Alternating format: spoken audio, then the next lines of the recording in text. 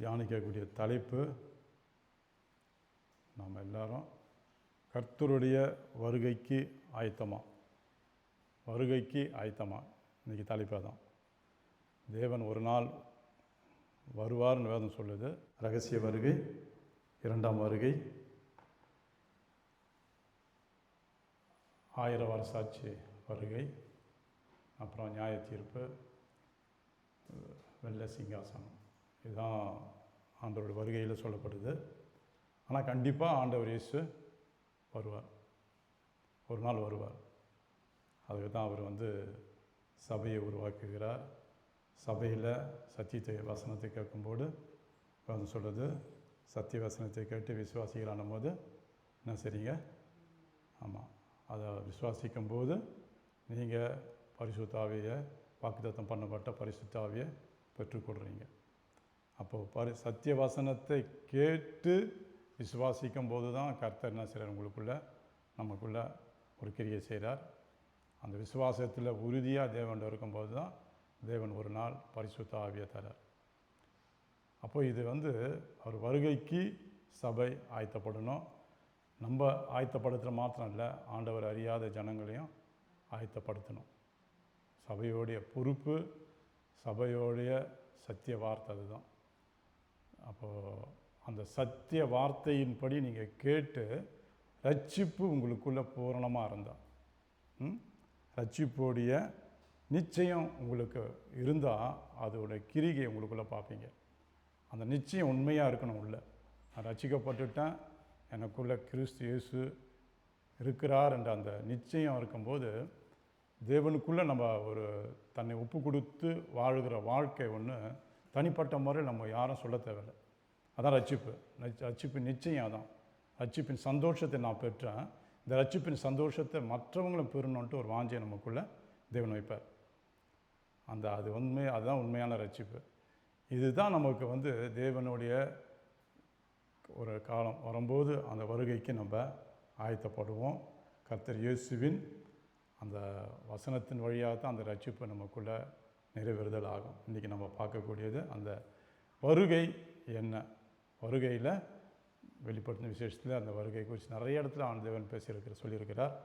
புதிய ஏற்பாட்டிலையும் மத்தியில் சொல்லியிருக்கிறார், லூக்காவில் சொல்லியிருக்கிறார்.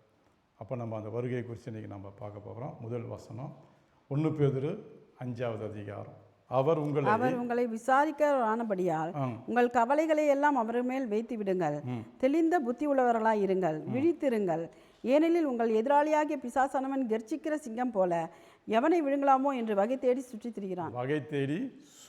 திரிகிறான். அப்போது அவர் உங்களை விசாரிக்கிறவராக இருந்திருக்கிறபடியினால், நம்ம தேவன் நம்மளை எல்லாரையும் விசாரிக்கிறது. உண்மையான நம்ம ரட்சிக்கப்பட்டுட்டோன்னு சொன்னால் கண்டிப்பாக தேவன் நம்மளை விசாரிப்பார். எப்படி விசாரிப்பார்? எனக்கும் அவருக்கும் நல்ல உறவு இருக்குது. முதலாவது, என் இயேசுவை நான் தினமும் தேடுறேன். அந்த உறவில் அவர் என்ன தினமும் விசாரிக்கிற தேவனாக இருக்கிறார். முதலாவது வேதம் சொல்லுது, உங்களை விசாரிக்கிறவனான படினால் உங்களை கவலையெல்லாம் அவர் மேலே வச்சுடுங்க. அப்போ உங்களுக்கு நமக்கு ரட்சிக்கப்பட்ட நமக்கு ரட்சிப்பு நிரந்தரமாக நமக்குள்ளே இருக்கணும்னு நம்ம நினைக்கும் போது ஏதாவது சூழ்நிலை போராட்டம் வந்துட்டு தான் இருக்கும். ஆமாம். அப்போ உலகத்தால் என்ன செய்வாங்க? ஆண்டவர் அறியாதவங்க இந்த போராட்டத்துக்கு என்ன வழி தேடுனா நமக்கு அந்த வழி பிறக்கும். இல்லை யாரை போய் பார்க்கலாம், இல்லை யாருக்கிட்ட போய் ஆலோசனை கேட்கலாம். இப்படிப்பட்ட ஒரு அநேக உலகத்து தேவன் அறியாத ஜனங்க அதுக்கு உண்டான வழியை பார்ப்பாங்க. ஆனால் வேதம் சொல்லுது, உங்களை விசாரிக்கிற கர்த்தர் ஒருவர் இருக்கிறார். உங்களை பிரச்சனை கவலையெல்லாம் நீங்கள் என்ன செய்யுங்க? அவர்கிட்ட சொல்லுங்கள். முதலாவது அவர்கிட்ட சொல்லுங்கள். உங்கள் விசாரிக்கிற தேவன் இருக்கிறார். நீங்கள் அவர்கிட்ட சொன்னால் நமக்கு என்ன வழி வேண்டுமோ, என்ன வழி திறக்க வேண்டுமோ, என்ன வழி கர்த்தர் பூட்ட வேண்டுமோ அதை தேவன் செய்வார். அப்போ முதலாவது என்னோடய உறவு தேவனுக்கு ரட்சிக்கப்பட்டுட்டேன், அந்த ரட்சிப்பு எனக்கும் தேவனுக்கும் நல்ல ஐக்கியம் உண்மையாக இருக்குதுன்னு சொன்னால் கர்த்தர் என்ன செய்வார்? நம்ம விசாரிக்கிற தேவனாக இருக்கிறார். நம்ம எதெல்லாம் தேவன்கிட்ட சொல்கிறோமோ அதை கண்டிப்பாக அவர் ஏற்ற நேரம் வரும்போது அதுக்கு உண்டான பதிலை தருகிறார். அவர் உங்களை விசாரிக்கிறபடினால் உங்களை கவலையெல்லாம் அவர் மேலே வைத்து விடுங்கள். அப்போது வைத்து விடுங்கள்னு பார்த்து எல்லாமே முழுமையாக தேவனை நம்ம விசுவாசிக்கிற விசுவாசம் எல்லா சூழ்நிலையும் கர்த்தரனுக்கு நன்மையானதை தான் செய்வார்னு ஒரு விசுவாசம் இருக்கணும். இது வந்து நம்ம ரட்சிக்கப்பட்ட நமக்கு தேவனுடைய வருகைக்கு நான் ஆயத்தப்படுறேன்னு பார்த்து நமக்கு இடையில் வர போராட்ட நிமித்தம் என்ன பிரச்சனைகள் வர நிமித்தம் நம்ம என்ன செய்கிறோம், கிறிஸ்து இயேசு ஆண்டவர் மேலே வைக்கிற விசுவாசத்தை, உண்மையான விசுவாசத்தை வைக்க மாட்டோம். உண்மையான அந்த ரட்சிப்பின் சந்தோஷ நிறைவு வைக்க மாட்டோம். அதனால் காலங்கள் கடந்து போகும்போது அது தேவன்கிட்ட இருக்கிற அந்த அன்பு கூட தனியுது நமக்குள்ள. தனிதான் தெரியலையா? கண்டிப்பாக தனியும். அப்போ அது வந்து இந்த ரட்சிப்பு நிறைவேறுதலை நம்ம அது எந்த சூழ்நிலையும் அதான் கொண்டு போனோம். அதுக்கு தான் வேதம் சொல்லுது, நீங்கள் என்ன சொல்கிறாரு, நீங்கள் உங்களுக்கு தேவன் அவர் உங்களை விசாரிக்கிறவராக இருக்கிற அப்படின்னால் உங்களை கவலையெல்லாம் அவர் மேலே சுமந்திருக்கேன். நீங்கள் அவரை நம்புறீங்களா, விசுவாசிக்கிறீங்களா? கர்த்தர் எல்லாம் ஏழை நேரத்தில் ஏற்றதை செய்வாருன்ட்டு ஒரு நம்பிக்கை இருக்குதா? உங்களுக்கு வர போராட்டம், கவலைகள், துன்பங்கள் எல்லாம் அவர் மேலே வச்சுடுங்க. அவர் பக்கம் நம்மளை பாரத்தை சுமக்கிற தேவனாக இருக்கிறார். அதே நேரத்தில் நமக்கு வழியை திறக்கிற தேவனாக இருக்கிறார்.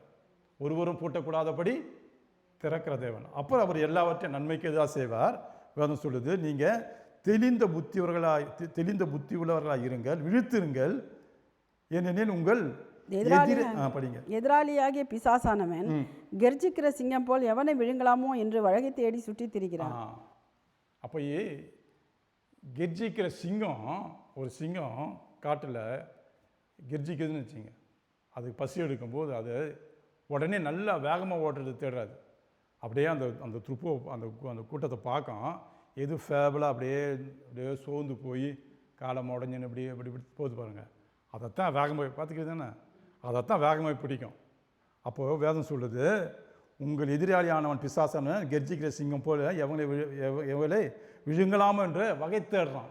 அப்போ அந்த வகை தேடும் போது பார்க்குறான், எந்த பாத்திரம் பலவீனமாக இருக்குது, எது தேவனோடு இல்லை, எது தேவனோட ஐக்கியம் இல்லாமல் இருக்குது, அதான் பார்க்குறான். எது தேவனுக்கும் அந்த நம்ம உறவு தூரமாக இருக்குது, இதைத்தான் கவனிக்கிறான். பார்த்துட்டு அதை வந்து அட்டாக் பண்ணுறான். அப்போ கெர்ச்சிக்கிற சிங்கம் போல் வகை தேடுறான், சுற்றி பார்க்குறான், எந்த இடத்துல யார் பலவீனமாக்குறாங்க, எந்த இடத்துல எப்படி இருக்கிறாங்க. இது எல்லாமே அதான் அங்கே சொல்கிறாரு, நீ பிசாசு எதிர்த்து நிற்கலாமா, ஓடிப்போமா. எதிர்த்து நிற்கிறேன்னு சொன்னால் நம்மளுக்கு என்ன தேவை? எதிர்த்து நிற்கிறேன் வல்லமை, பலன் தேவை. அப்போ பலன் தேவைன்னா ஆண்டவர் இயேசுவோடு இருக்கணும், அப்போ தான் பலன் கிடைக்கும். நீங்கள் பலன் அற்று போய் இருந்தீங்கன்னா அவன் உங்களுக்கு கெர்ச்சிக்கிற சிங்கம்னா செய்வான், வகை தேடுவான். எந்த விதத்தில் நம்ம பலவீனமாக இருக்கிறோமோ அந்த பலவீனத்தை பார்த்து தான் இருப்போம். பார்த்து இருந்து அதுக்கு ஏற்றது போல் நம்மளுக்கு பலவீனத்தை உண்டு பண்ணுவான். அதனால் நம்ம பலவீனப்பட்டு போயிருந்தால் நம்மளை கூட வந்து நம்மளை பிடிக்கிறதுக்கு அவனுக்கு எந்த வித கஷ்டமாக இருக்காது. அவனை எதிர்த்து நிற்கிற தன்மை, தேவனுடைய சபை, தேவனுடைய ஐக்கியம், தேவ ஜனங்களோடு ஒரு உறவு ஐக்கியப்பட்டிருந்தானே செய்வோம். அவன் எதிர்த்து நிற்க கிட்ட வர மாட்டான். அப்போ இது ரட்சிக்கப்பட்ட நாம் தேவனுடைய வருகைக்கு ஆயத்தப்படும் போது இப்படிப்பட்ட சூழ்நிலையில் சோர்ந்து போகும்போது அவன் நம்மளுக்கு எதிர்த்து நிற்கிறான்.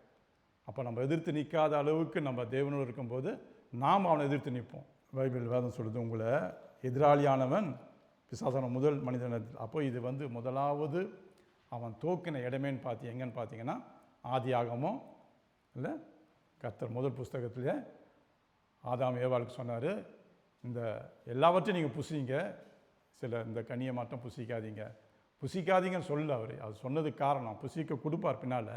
ஆனால் இப்போ இந்த கட்டளைக்கு இந்த வார்த்தை கீழ்ப்படிங்கன்னு சொன்னார். ஆனால் அவங்களும் கீழ்ப்படிஞ்சாங்க. ஆனால் கீழ்ப்படியாத அளவுக்கு அவன் என்ன நினச்சான்னா, பிசாசானவன் வேறு வழியாக வந்து அவங்களுக்கு வந்து அந்த பாவத்தை செய்ய சொன்னான். அங்கே துவக்கின பாவம் தொடர்ந்து கடைசி மட்டும் அந்த பாவம் தொடர்ந்து இன்னை வரைக்கும் நடந்துன்னு தான் இருக்குது. தேவன் அறியாத ஜனங்கள்கிட்ட அந்த பாவம் இன்னும் இருந்துன்னு வருது, கடைசி மட்டும் வந்துன்னு தான் இருக்குது. அப்போ வேதம் என்ன சொல்லுதுன்னா, நீங்கள் பார்த்தீங்கன்னா வெளிப்படுத்தின விசேஷம் 12வது அதிகாரம் பாருங்கள், முதல் வசனம் படிங்க சிஸ்டர். அன்றியும் ஒரு பெரிய அடையாளம் வானத்திலே காணப்பட்டது. ஒரு ஸ்ரீ சூரியனை அணிந்திருந்தாள், அவள் பாதங்களின் கீழே சந்திரனும் அவள் சிரசின் மேல் 12 நட்சத்திரங்களும் உள்ள கிரீடமும் இருந்தன. இப்போ இந்த வார்த்தை சொல்ல போது உங்களுக்கு எப்படி தோணுது? இந்த வசனம் நீங்கள் படிக்கும்போது உங்கள் இறுதி டக்குன்னு எங்கே நினைப்பு வருது? அவ்வளோ நம்ம ரசிக்கப்படாத கோயிலெலாம் போனோம் பாருங்கள், அப்படியே அந்த பார்த்து தான் இருப்போம், நிறைய ஃபோட்டோலாம் பார்த்து அதை பாருங்கள், கரெக்டாக அந்த சொல்லுது பாருங்கள். பெரிய ஆடாலே வானத்தில் காணப்பட்டது, ஒரு ஸ்திரீ சூரியனை போல் இருக்குதா இல்லையா, பார்த்துக்கிறோமா இல்லையா? சூரியனை போல் பார்த்துருப்போம். அவள் பாதம் கீழே ஒரு நிலா ஒன்று இருக்கும், ஆமாம், சந்திரன், அதையும் பார்த்துருப்போம். அவள் சிரசின் மேல் 12 நட்சத்திரம். இது எல்லாமே இன்னும் இருக்குது, நம்ம பார்த்துருக்குறோம், இன்னும் பார்க்குறோம். அப்போ இதை அவங்கள சொல்ல, அது சொல்ல, அந்த சம்மந்தப்பட்டது எதுவுமே இல்லை. இஸ்ரேவேல் ஜனத்தை குறித்து சொல்லப்படுது, இஸ்ரேவேல் நாட்டை குறித்து சொல்லப்படுது. என்ன சொல்லுதுன்னா, இஸ்திரியானவள் சூரியனை அணிந்திருந்தாள். அப்போ அந்த சூரியனுக்கு வந்து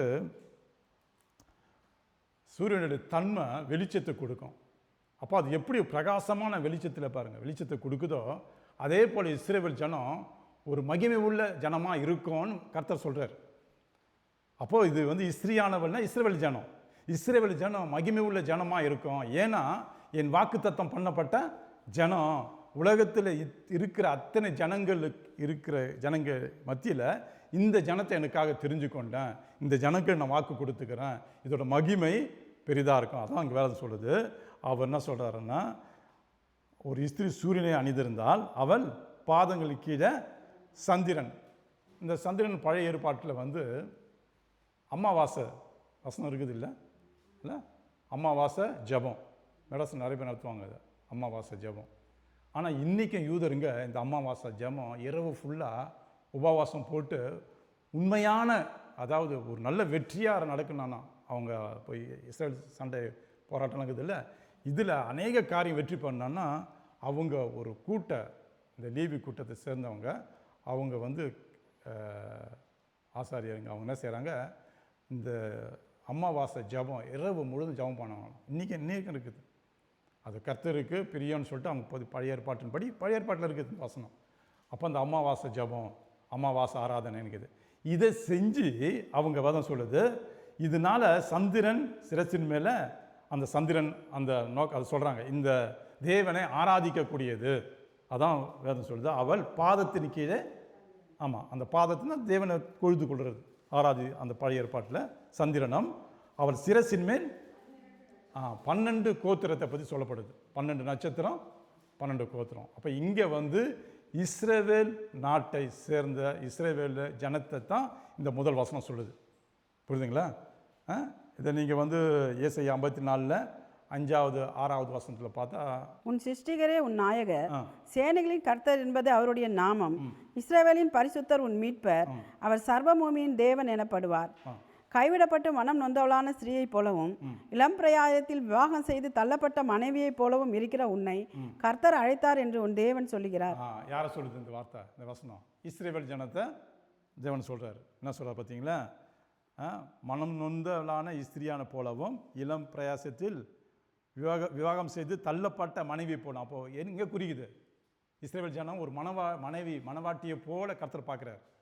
உலகத்தில் அந்த ஜனத்தை மட்டும் கர்த்தர் அவருக்காக தெரிந்து கொள்ளப்பட்ட வாக்குத்தத்தம் பண்ணப்பட்ட ஜனம், அவர் பார்க்குற விதம் ஒரு மனவாட்டியை போல பார்க்குறார். இங்கே அதான் வேதம் சொல்லுது.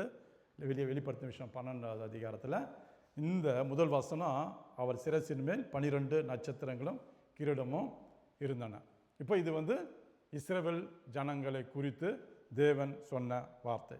அடுத்தது படிங்க, 2வது வசனம்.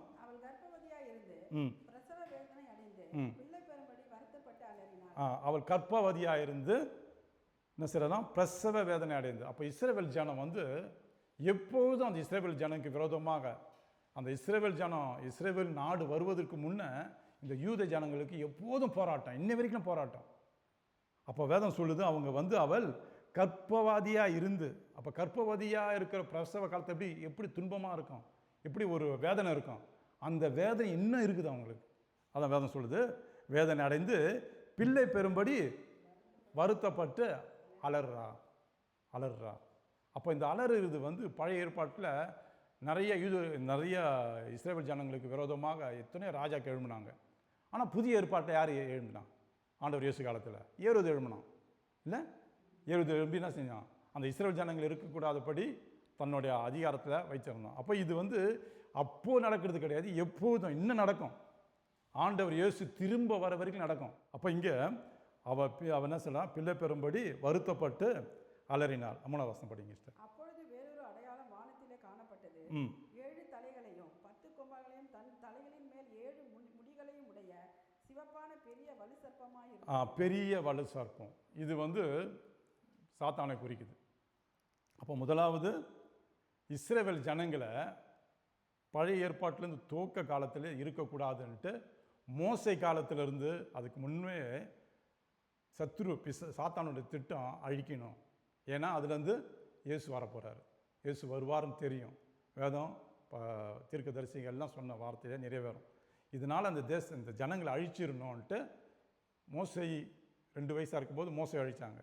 தொடர்ந்து இந்த அழிவு இருந்துன்னே இருந்துச்சு, இன்ன வரைக்கும் அழிவு இருந்தது. ஆண்டவர் இயேசு காலத்துலேயும் அந்த அழிவு இருந்துச்சு இல்லை. 20 என்ன செஞ்சான், 2 வயசுக்கு கீழே இருக்கிற பிள்ளைங்களை, குழந்தை ஆண் பிள்ளைங்களை எல்லாம் கொன்னுடுங்க, சாவடிச்சிடுங்க சட்டம் போட்டான். அப்போ இது எப்படி எதனால் வருதுன்னா, அது வேதம் சொல்லுது, சிவப்பான பெரிய வலுசார்ப்பம், பெரிய வலுசார்ப்பம் வந்து சாத்தான். இவன் அது நேரடியாக வரமாட்டான், அது ஜனங்கள் வழியாத்தான் அது அந்த கிரியை நடக்கும். ஏதோ ஒரு மனுஷனுக்கு அப்போது பாருங்கள், 2 விதமான காரியம் இருக்குது மனுஷனுக்குள்ள. ஒன்று, தேவனுக்காக எழும்புகிற ஒரு கூட்டம் தேவனை தேடும்போது அவருடைய ஆவி ஒரு மனுஷன் நடத்துது. இன்னொரு பக்கம் தேவனை விட்டு மற்ற காரியம் செய்யும்போது சாத்தானா செய்கிறான், அவன் ஆவினால் அந்த ஜனங்களை நடத்துகிறான்.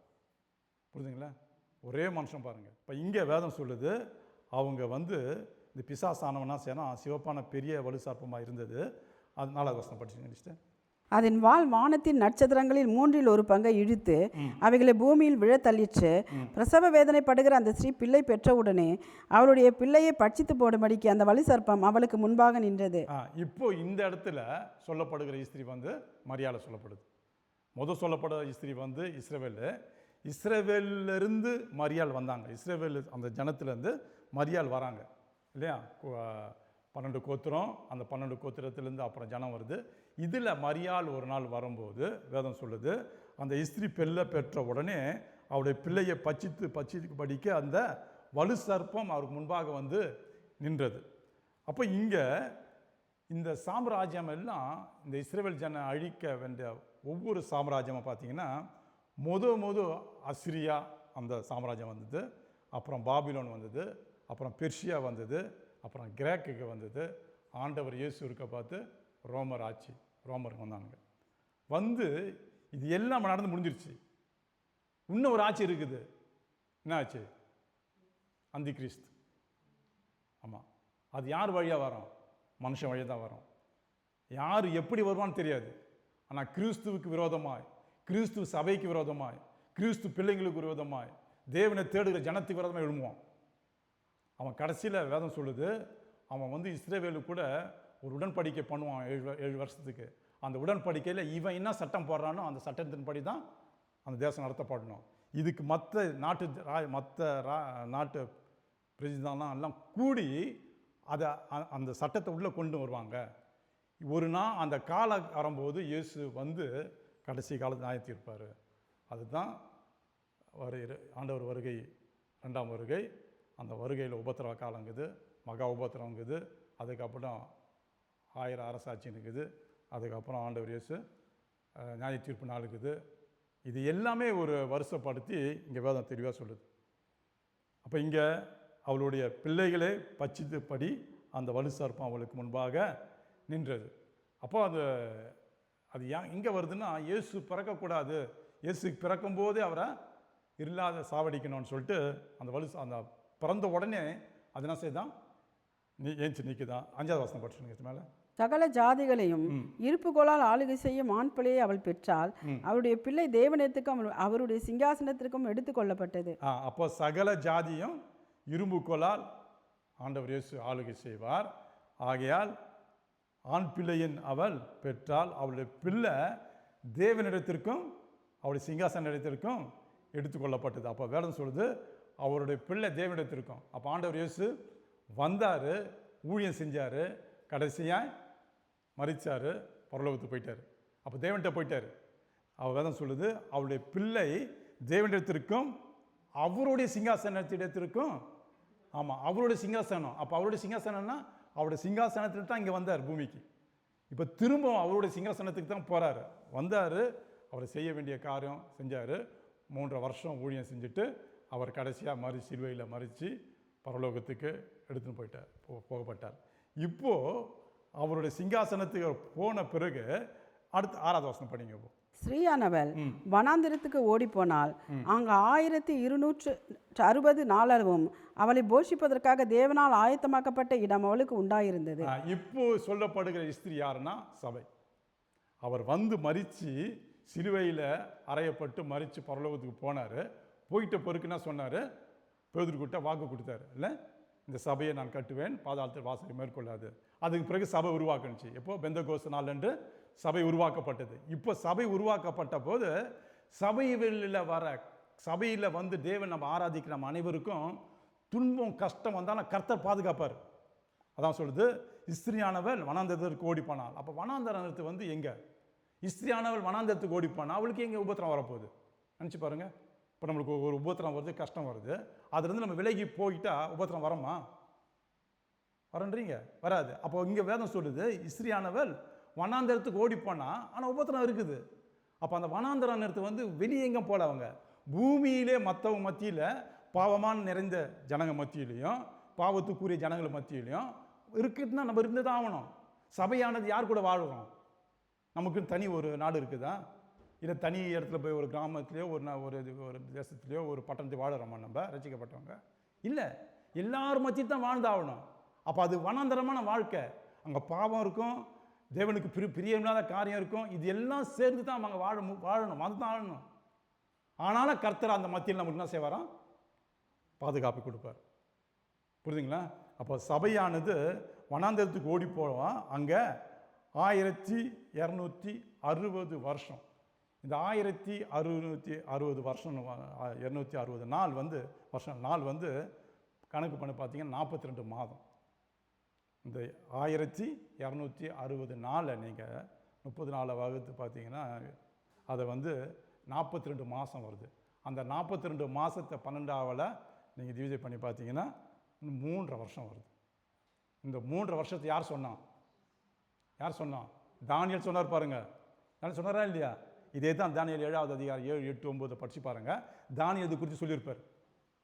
உபத்திரவம் காலம் வருது, அந்த உபத்திரவத்தில் ஆண்டவர் இயேசு வெளிப்படுவார் தானியேலே சொல்றார். அப்போ இங்கே அந்த உபத்திரவ காலத்தில் சபை காக்கப்படும். இங்கே இஸ்ரவேல் ஜனங்க சொல்லப்படுது. ஆனால் நம்மளுடைய இந்த காலகட்டத்தில் பார்த்தீங்கன்னா இஸ்ரவேல் ஜனங்களும் தேவன் அறிஞ்ச ஜனங்களும் காக்கப்படுவாங்க. அதே நேரத்தில் நம்மளும் காக்கப்படுவோம். யார்? ரட்சிக்கப்பட்டவங்க. அதுக்கு தான் அந்த ரட்சிப்பு நிறைவேறுதல். கர்த்தர் வரும்போது நான் ரட்சிப்பு எனக்குள்ளே நிச்சயமாக இருக்குது, இயேசு வரும்போது நான் ஆயத்தமாக இருக்கிறேன் சொல்கிறவங்களுக்கு தான் அந்த காரியம் நடக்கும். அப்போ நம்ம செய்ய வேண்டியது நிறையா இருக்குது. நான் ரட்சிக்கப்பட்டு நான் சபைக்கு வரேன், ஆராதிக்கிறேன் தேவனை, கர்த்தர் வரும்போது நான் போக முடியாது. கண்டிப்பாக போக முடியாது. எனக்கும் என் தேவனுக்கும் நல்ல உறவு இருக்கணும். நான் பாவி தான், ஆனால் நான் உழுந்தாலும் ஆண்டவரே என்னை மன்னிங்கன்றாங்க பாருங்கள். அப்போ தான் கர்த்தர் அந்த உள்ளத்தான் பார்ப்பார். நான் பாவி ஆண்டவரே, நான் இன்னும் பாவம் செஞ்சுன்னு இருக்கிறேன், நீங்கள் எங்களை பார்க்கல, நான் திரும்ப பாவம் செய்கிறேன்னா கர்த்தருக்கு பிரியமெல்லாம் போயிடும். கர்த்தர் கை தூக்க மாட்டார். தவறு விழுகிறோம், ஆனால் கர்த்தர் என்ன செய்வார்? ஆண்டவரே மன்னிச்சிடுங்க, அடுத்த முறை செய்ய மாட்டேன். இந்த இருதயத்தை தேவன் தூக்குவார். செய்யாத அளவுக்கு நம்மளுக்கு என்ன சொல்லுவார்? பலன் சொல்லி ஒரு சத்துவத்தை கொடுத்து பலப்படுத்தி கொண்டு வருவார். நம்ம இந்த பாவம் செஞ்சுனே இருக்க பார்த்து மறைஞ்சு அப்படி இருக்கணும்னு நினச்சிங்க, யாரும் பார்க்கலன்னு. அப்போ கர்த்தர் கைவிடப்படுவோம். அதான் சபை வந்து வண்ணாந்தரத்துக்கு ஓடிப்போனால் அங்கே 1260 நாளளவும் அவளை போஷிப்பதற்காக தேவனால் ஆயத்தமாக்கப்பட்ட இடமும் அவளுக்கு, ஆமாம், வனாந்தரமாக இருக்குது, வழி இல்லை. எப்படி அங்கே போய் போஷிக்க முடியும்? வனாந்தரத்து உலகம் தான், நம்ம வாட சுட்டு இருக்கிற இடம் தான். இந்த இடத்துல கர்த்தரோடு நம்ம இருக்கும்போது கர்த்தர் நம்மளுக்கு பாதுகாப்பு. கண்டிப்பாக தேவன் பிள்ளைங்களுக்கு கர்த்தர் கண்டிப்பாக பாதுகாப்பு கொடுப்பார். இந்த வருகைக்கு அதான் சொல்கிறார், இந்த வருகைக்கு ஆயத்தப்படுங்க.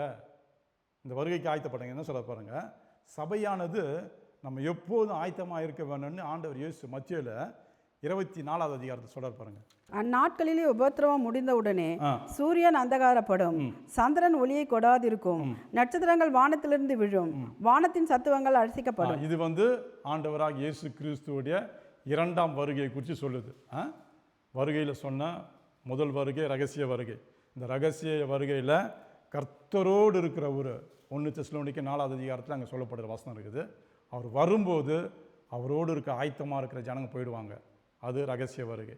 அது தேவனுக்கும் அந்த பரிசுத்த வாழ்வு, கிறிஸ்துவ எனக்கும் நமக்கும் ஒரு நல்ல உறவு, அந்த வாழ்க்கையில் இருக்கும்போது கர்த்தர் எப்போ வருவார்னு தெரியாது, அது நம்ம கண்டிப்பாக போயிடுவோம். வசனம் 1 தெசலோனிக்கே 4வது அதிகாரத்தில் சொல்லப்படுது. இங்கே அவர் 2வது வருகை, முதல் ரகசிய வருகையில் கொண்டு வந்து ஜனங்களை கொண்டு போயிடுவார். அது வந்து சபைக்காக சொல்லப்படுது ரகசிய வருகை. 2வது வருவார். வரும்போது இப்படிப்பட்ட நாட்கள் உபத்திரம் கண்டிப்பாக முடிந்த உடனே சூரியன் அந்தகாரப்படும், சந்திரன் ஒளியக்கூடாது இருக்கும், நட்சத்திரங்கள் வானத்திலிருந்து விழும், வானத்தின் சத்துவங்கள் அசையப்படும். தொடர்ந்து படிங்க சார். அப்பொழுது மனுஷகுமாரனுடைய அடையாளம் வானத்தில் காணப்படும். அப்பொழுது மனுஷகுமாரன் வல்லமையோடும் மிகுந்த மகிமையோடும் வானத்தின் மேகங்கள் மேல் வருகிறது பூமியுள்ள சகல கோத்திரத்தாரும் கண்டு புலம்புவார்கள். சகல கோத்திரத்தாரும் வரும்போது சகல கோத்திரத்தார் பார்க்க முடியாது. அவர் வரும்போது ரகசிய வருகை அவரோட பிள்ளைங்களுக்கு மாத்திரம்தான் தெரியும். அவர் வருகை சத்தம் அவங்களுக்கு கேட்கும். அவரோடு இருக்கிற உறவு இருக்கிறவங்களுக்கு கண்டிப்பாக அவர் வருகை தெரியப்படும். ஆனால் இங்கே வேதம் சொல்லுது, அவர் வரும்போது எல்லாம் சகல கோத்திரத்தாரும் எல்லாரும் பார்ப்பாங்க. பார்த்துட்டு சகல கோத்திரத்தாரும் கண்டு புலம்புவார்கள். அப்போது வலுவாய் தொனிக்கும் எக்கால சத்தத்தோடு அவர் தமது தூதர்களை அனுப்புவார். அவர்கள் அவரால் தெரிந்து கொள்ளப்பட்டவர்களை வானத்தின் ஒரு முனை முதற்கொண்டு மறுமுனை மட்டும் 4 திசைகளிலும் இருந்து கூட்டி சேர்ப்பார்கள். அப்போ அவரால் தெரிந்து கொள்ளப்பட்ட ஜனனை செய்வாங்கன்னா, தேவதூதர் வந்து 4 பக்கத்தில் இருக்கிறவங்க, 4 மூலையிலையும், அந்த உலகத்தில் 4 பக்கத்தில் இருக்கிறவங்க, நார்த், சவுத், ஈஸ்ட், வெஸ்ட், இந்த 4 பகுதியில் இருக்கிற ஜனங்களை கர்த்தரால் தேவனால் தெரிந்து கொள்ளப்பட்ட எல்லா ஜனங்களையும், எல்லா பாஷாக்காரையும், கிறிஸ்துவை ஏற்றுக்கொண்டு கிறிஸ்துவுக்காக உபத்திரவத்து மத்தியில் வாழக்கூடிய ஜனங்களை தேவதூதரை வந்து எடுத்துக்குவாங்க. இது வந்து என்ன வருகை? 2வது வருகை. ரகசிய வருகை அல்ல, 2வது வருகை. 2வது வருகை மற்ற உலகத்து ஜனங்கள் எல்லாம் பார்க்குமா. இதை நீங்கள் விசுவாசிக்கிறீங்களா? நம்புறீங்களா? கண்டிப்பாக நடக்கும். கண்டிப்பாக நடக்கும்.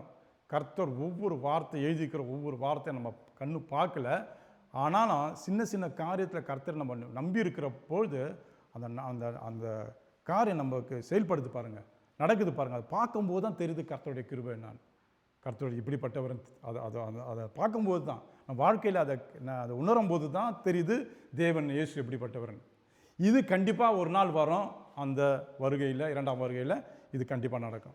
அவரோட பிள்ளைங்களை அவர் கண்டிப்பாக எடுப்பார். ஆனாலும் அவரோட பிள்ளைங்க என்று நம்ம அவரால் தெரிந்து கொள்ளப்படணும். அதான் முக்கியம் இங்கே. ஏன்னா வேதனை சொல்லுது, சகல கோத்திரத்தாரும் கண்டு. அப்போ அவங்க யார்? அவங்க ஆமாம், தேவன் அறியாதவங்க, தேவன் இயேசு தெரியாதவங்க, ரட்சிப்பு இல்லாதவங்க, கிறிஸ்துவ அவங்களுக்கு எந்த வித உறவும் இல்லை. அப்போ புலம்புவாங்க அவங்க கடைசி காலத்தில். அப்போ கிறிஸ்துவோடு இருக்கிற நாம் என்ன செய்வோம்? கண்டிப்பாக முதல் அந்த இடத்துக்கு போகாமல் அந்த ரகசிய வருகையில் போனால் நல்லது நமக்கு. ஏன் தெரியுமா? அந்த 2வது வருகையில் உபத்திரவப்பட்டு போவோமா, உபத்திரம் அதிகமாக இருக்கும். ரகசிய வருகையில் உபத்திரம் இருக்காது, இருக்கும். கர்த்தர் வரும்போது நம்ம ஆயத்தமாக தான் போயிடுவோம். அவர் வருகையில் யாரெல்லாம் அந்த கர்த்தரோடு இருக்கிற உறவுன்னா, நீங்கள் 1 தெசலோனிக்கேயரில் பாருங்கள், அந்த அந்த ஒரே ஒரு வசனம் 4வது அதிகாரத்தில்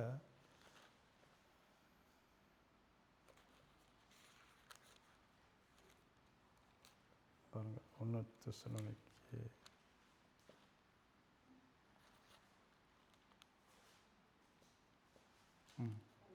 4வது அதிகாரம் பாருங்கள், 16-17 படிங்க. ஏனெனில் கர்த்தர் தாமே ஆரவாரத்தோடும் பிரதான தூதனுடைய சத்தத்தோடும் தேவ எக்காலத்தோடும் வானத்திலிருந்து இறங்கி வருவார். அப்பொழுது கிறிஸ்துவிற்குள் மரித்தவர்கள் முதலாவது எழுந்திருப்பார்கள். பின்பு உயிரோடு இருக்கும் நாமும் கர்த்தருக்கு எதிர்கொண்டு போக மேகங்கள் மேல் அவரோடு கூட ஆகியத்தில் எடுத்துக்கொள்ளப்பட்டு இவ்விதமாய் எப்பொழுதும் கர்த்தரோடு கூட இருப்போம். பின்பு உயிரோடு இருக்க நாமும் இதான் ரகசிய வருகை. அப்போ வரும்போது அவருக்குள்ள உண்மையாக அந்த உண்மை என்னன்னு பார்த்தீங்கன்னா, தேவனுக்கு பயப்படுற பயம், பரிசுத்த வாழ்க்கை. பரிசுத்த வாழ்க்கை தான் ரொம்ப முக்கியமானது. தேவனுக்கு பிரியமுள்ள வாழ்க்கை. இந்த வாழ்க்கை பார்க்கும்போது தான் கர்த்தர் என்ன செய்வார்? ஏன்னா தேவன் இதை தான் எதிர்பார்ப்பார். இங்கே உயிரோடு இருக்க நாம கர்த்தருக்கு எதிர்கொண்டு போக மேகங்கள் மேல் அவரோடு கூட ஆகாயத்தை எடுத்துக்கொள்ளப்பட்டு இவ்விதமாய் எப்போதும் கர்த்தரோடு கூட இருப்போம். இது வந்து ரகசிய வருகை. இந்த ரகசிய வருகை அடுத்தது 2ஆம் வருகையில் தான் அந்த மத்தியில் பார்த்தாங்க. இந்த வசனம் வந்து சகல கோத்திரத்தாரும் கண்டு புலம்புவார்கள். அப்போது என்ன செய்யறோம்? எக்கால சத்தத்தோடு அவர் தமது தூதர்களை அனுப்புவார். அவர்கள் அவரால் தெரிந்து கொள்ளப்பட்டவர்களை வானத்தின் ஒரு முறை முதல் கொண்டு மறுமுறை வட்டம் 4 திசைகளும் கூட்டி கர்த்தர் அவர்களே சேர்த்துக்கொள்வார். இது வந்து கர்த்தருடைய 2வது வருகை. இது மாத்திரம் இல்லை, இந்த மத்திய 25ஆம் அதிகாரத்திலே 31வது வசனம் படிங்க. 25, 30, 40 பக்கம் 40. அன்றியும் மனுஷகுமாரன் தமது மகிமை பொருந்தினவராய் சகல பரிசுத்த தூதருடன் கூட வரும்போது தமது மகிமையுள்ள சிங்காசனத்தின் மேல் வீற்றிருப்பார். அப்பொழுது சகல ஜனங்களும் அவருக்கு முன்பாக சேர்க்கப்படுவார்கள். மெய்ப்பனானவன் செம்மறியாடுகளும் வெள்ளாடுகளையும் வெவ்வேறாக பிரிக்கிறது போல அவர்களை அவர் பிரித்து செம்மறியாடுகளை தமது வலது பக்கத்திலும் வெள்ளாடுகளை தமது இடது பக்கத்திலும் நிறுத்துவார். அப்பொழுது ராஜா தமது வலது பக்கத்தில் நிற்பவர்களை பார்த்து, வாருங்கள், என் பிதாவினால் ஆசீர்வதிக்கப்பட்டவர்களே, உலகம் உண்டானது முதல் உங்களுக்காக ஆயத்தம் பண்ணப்பட்டிருக்கிற ராஜ்யத்தை சுதந்திரித்துக் கொள்ளுங்கள். யாருக்கா? பிதாவால் முன்குறிக்கப்பட்ட தமது வலது பக்கத்தில் நிற்பவர்களை பார்த்து, வாருங்கள், நீ பிதாவினால் ஆசீர்வதிக்கப்பட்டவர்களே, உலகம் உண்டான முதல். அப்போ தேவனால் தெரிந்து கொள்ளப்பட்ட ரட்சிக்கப்பட்ட அந்த ஜனங்களையும் ரட்சிக்கப்படாத அந்த ஜனத்தையும் கர்த்தர் கடைசி காலத்தில் 2ஆம் வருகையில் வேறு பிரிப்பார். தெரிந்து கொள்ளப்பட்டது அவரோட கூட போயிடும். அதான் அப்போ தெரிந்து கொள்ளப்பட்டதுன்னா, அதை தெரிந்து கொள்ளதுன்னா சபையில் தேவன்ட்டு நம்ம வரோம், அது மாத்திரம் இல்லை, நமக்கும் தேவனுக்கும் ஒரு நல்ல அந்த உறவு இருக்கணும். கிறிஸ்துவோடு இருக்கிற உறவு இருக்கணும். தினமும் இயேசுவை தேடுகிற அந்த உறவு இருக்கணும். சபையில் ரட்சிக்கப்பட்டு சபையில் இருந்தால் மாத்திரம் நம்ம பரலோக ராஜ்யத்தில் போயிட முடியாது. ஆமாம், அதாவது இன்னொருத்தில் சொல்லுது, நீ பரலோக ராஜ்யத்தில் சேர்ப்பதற்கு என்ன செய்யணுமா? ஆவினாலும் ஜலத்தினாலும் ஆவினாலும். ஆமாம், அது 2வது இருக்குது. ஜலத்தினால் மாத்திரம் இல்லை, ஆவினால் ஞானஸ்தானம் எடுக்கணும். அது இல்லாமல் கண்டிப்பாக போக முடியாது. அப்போ ஜலத்தினால் ஞானஸ்தானம் எடுத்து ஆவினால் ஞானஸ்தானம் எடுத்துன்னா ஆவின்னா செய்யணும். நம்மளுக்கு ஆத்மா தேவனை தேடுகிற அந்த உணர்வு அதிகமாக வரும். அதுதான் தேவனோடு இருக்கிற உறவு. அந்த ஆவியான நமக்குள்ளே இருந்தார்னா அதை செய்ய காரியத்தை செய்வார். அவரோட இருக்கிற உறவை நமக்குள்ளே என்ன செய்வார்? அதிகப்படுத்துவார். இங்கே அதான் இந்த வசனத்தை பார்த்தோமா, தேவ வேத பண்டிதர் அதான் சொல்கிறாங்க. 3 விதமான காரியம் சொல்கிறாங்க. ரகசிய வருகை முதலாவது, அது 3.5 வருஷம். 2ஆம் வருகையில் அந்தி கிறிஸ்து வந்து அதில் ஒரு 3.5 வருஷம். அந்தி கிறிஸ்து வந்து பல சோதனை வேதனையை நமக்கு கொடுத்து, அதன் பிறகு ரட்சிக்கப்பட்டு, அதன் பிறகு இயேசு ஏற்றுக்கொண்டு ரட்சிக்கப்பட்டு வேதனையோடு கர்த்தர்கிட்ட சேருவோம். அது ஒரு 2ஆவது வருகையில். 2ஆம் வருகையில் அதோடு 3.5 வருஷம். அதாவது தான் அந்த 1260 நாள் அல்லது 42 மாதம் 3.5 வருஷம் அங்கே சொல்லப்படுது. இதில் சொல்லப்படும் போது இந்த 3வது காரியம் 2ஆம் வருகையில் பாருங்கள், வெளிப்படுத்தின விசேஷம் 19ஆம் அதிகாரம் பாருங்கள் 20ல் 1, 2, 3. ஒரு தூதன் பாதாளத்தின் திருவுகோலையும் பெரிய சங்கிலியையும் தன் கையிலே பிடித்து கொண்டு வானத்திலிருந்து இறங்கி வர கண்டேன். பிசாஸ் என்றும் சாத்தான் என்றும் சொல்லப்பட்ட பழைய பாம்பாகிய வலு சர்ப்பத்தை அவன் பிடித்து அதை 1000 வருஷமெல்லாம் கட்டி வைத்து, அந்த 1000 வருஷம் நிறைவேறும் வரைக்கும் அது ஜனங்களை மோசம் போகாதபடிக்கு அதை பாதாளத்திலே தள்ளி அடைத்து அதன் மேல் முத்திரை போட்டான். முத்திரை போட்டு வச்சிருக்கிறோம். அப்போது 1000 வருஷம், அதாவது ரகசிய வருகை, 2ஆம் வருகை, 3வது அந்த உபத்திரவ காலத்தில் 3.5 வருஷம் உபத்திரவ காலம், இன்னொரு 3.5 வருஷம் மகா உபத்திரவத்தில் இருக்கும்போது இது வரைக்கும் அந்த தேவதூதன் பிசாசில் கட்டி வச்சிருக்கிறான். ஆனால் அந்த பிசாசானவன் திரும்பவும் வேதம் சொல்லுது, கீழே பார்த்தீங்கன்னா கீழே வசனம் சொல்லுது, அந்த 1000 வருஷம் முடியும் போது சாத்தான் 7வது வசனம் தன் காவலிலிருந்து விடுதலையாக்கி பூமியின் 4 திசைகளிலும் உள்ள ஜாதிகளாகிய கோகையும் மாகோகையும் மோசம் போக்கும்படிக்கும் அவர்களை யுத்தத்திற்கு கூட்டிக் கொள்ளும்படிக்கும் புறப்படுவான். அவர்களுடைய தொகை கடற்கரை மணல் அனைத்தாய். இது திரும்ப வரும். அதாவது ஆண்டவர் இயேசு கடைசியாக நியாயம் தீர்த்து வெள்ளை சிங்காசனத்தில் அமர்ந்து நியாய தீர்ப்பு ஒரு நாள் வரும்போது வேதம் சொல்லுது, புதிய வானம் புதிய பூமி, அது கடைசியாக. ஆனால் இடையில் இந்த உபத்திரம் திரும்ப வரும். அவனை கட்டி வச்சிருக்கிறாங்க. 1000 வருஷம் ஆன உடனே அவனை வச்சிருக்கிற அந்த சங்கிலியில் கட்டி வச்சு பிசாசு கட்டியில் அவுத்துருவாங்க. இவங்க திரும்ப வந்து ஒரு ஜட கூட்டத்தை கொண்டு வந்து, அப்போ யாரை தேடுவான்? அவன் அதே ஜனங்கள் தான் தேடுவான். அதே அவனுக்காக வாழக்கூடிய ஜனங்கள் தான் தேடுவான். தேடி தேவ பிள்ளைகளை தேவனை தேட ஜனங்களுக்கு விரோதமாக போராட்டத்தை கொண்டு வருவான். அப்போ இங்கே இந்த வெளிப்படுத்தின 12வது அதிகாரத்தில் பார்த்தோம் பாருங்கள், 6வது வசனம் படிங்க. ஸ்திரீயானவள் 12:6. ஸ்ரீயானவள் வனாந்தரத்துக்கு ஓடி போனாள். அங்கே 1260 நாளளவும் அவளை போஷிப்பதற்காக தேவனால் ஆயத்தமாக்கப்பட்ட இடம் அவளுக்கு உண்டாயிருந்தது. அப்போ முதல் வருகை, ஆண்டவர் வருகை வரும்போது, 2வது வருகை போது 3.5 வருஷம் இந்த உபத்திரவம் இருக்கும். இந்த உபத்திரவத்தில் ரட்சிக்கப்பட்ட தேவன் பிள்ளைகளுக்கு நம்ம எப்போதும் கர்த்தர் பாதுகாப்பு கொடுப்பார். அப்போ யாருக்கு கொடுப்பார்? இந்த ஜனங்க, சபை ஜனங்கள் தான் வேதம் சொல்லுது. இஸ்ரவேல் ஜனங்கள் உண்மை உள்ள தேவனை தேட ஜனம் சொல்லுது. அதே நேரத்தில் சபை நம்ம எல்லாரும் சொல்லுது. ஆனால் யார் உண்மையாக இருக்கிறாங்களோ, தேவனை உண்மையாக தேடுறாங்களோ, அவங்களுக்கு தான் அந்த கிருபை பாதுகாப்பு உண்டு. உண்மையாக தேவனை தேடுகிற இருதயம். நினச்சி பாருங்கள், வாழ்க்கையில் நம்ம எதோ குறித்து கவலைப்படுறோம் இல்லை? இது அது வர போராட்டம் இல்லை வேறு ஏதோ வாழ்க்கையில் ஏன் இப்படி இல்லை எது, அதாவது கர்த்தரை கொஞ்சமாக பார்க்குறோம், மற்ற காரியத்தை அதிகமாக பார்க்குறோம் வாழ்க்கையில். ஆனால் முடிவு அது இல்லை. கர்த்தருடைய காரியம் பெருசாக இருக்குது, நம்மளுக்கு தெரியல. ஆனால் வேதம் சொல்லுது அவரோட காரியம் ஒரு நாள் வருகைன்னு இருக்கும்போது நீ எப்படி பூமியில் அவரோடு இருக்கிற உறவை வச்சு தான் நீ அங்கே போகிறது இல்லை? ஆதி காலத்துலலாம் ராஜா அங்கே இருந்த காலத்துலலாம் ஃப்ரான்ஸில், யூரோப்பில், மற்ற நாட்டில் கூட அவருக்காக வேலை செஞ்சு என்ன செய்வானுங்க? அவர் முத்திரையை நெருப்பில் வச்சு நெத்தியில் பார்த்துக்கிறீங்களா? நெருப்பில் அது காலம் கடந்தப்போ அது நெருப்பு நெத்தியில் இருந்தால் தெரிஞ்சு சொல்லிட்டு இங்கே வைப்பானுங்க. அப்போ அவனுக்கு ஆளுக்கு தெரியும், திறந்து பார்ப்பானுங்க, இங்கே இருந்தால் நம்ம ஆளுன்னு விட்டுருவானுங்க. அப்போ எதுக்கு? அவங்க அதிகாரத்துக்கு இவங்க கீழ்ப்படிஞ்சிருந்தால் அந்த சிஞ்சம் இருக்கணும். உலக காரியத்துக்கு.